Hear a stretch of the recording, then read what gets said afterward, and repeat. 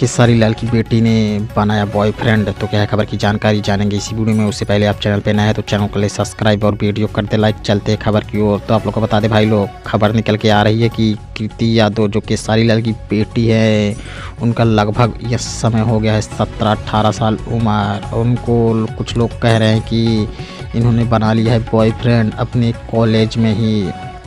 इस खबर को सुनकर खेसारी लाल के भाई और खेसारी लाल दोनों हो गए हैं आग बबूला। बोल रहे हैं ये सब खबर फैलाना बंद करो, मुझे बदनाम करने के चक्कर में मेरी बेटी को क्यों ला रहे हो बीच में। तो आपको क्या लगता है, किसी को बदनाम करने के लिए उसके परिवार को बीच में लाना चाहिए कि नहीं? अपना राय कमेंट बॉक्स में ज़रूर बताया। और आप लोग को बता दें ये सब बस एक सोची साजिश है खेसारी लाल के परिवार को और खेसारी लाल को बदनाम करने के लिए। इनकी बेटी बहुत संस्कारी लड़की है। वो अब बोल रही थी मैं पढ़ लिख के बनूंगी IAS टॉपर, मुझे फिल्मों में नहीं आना है।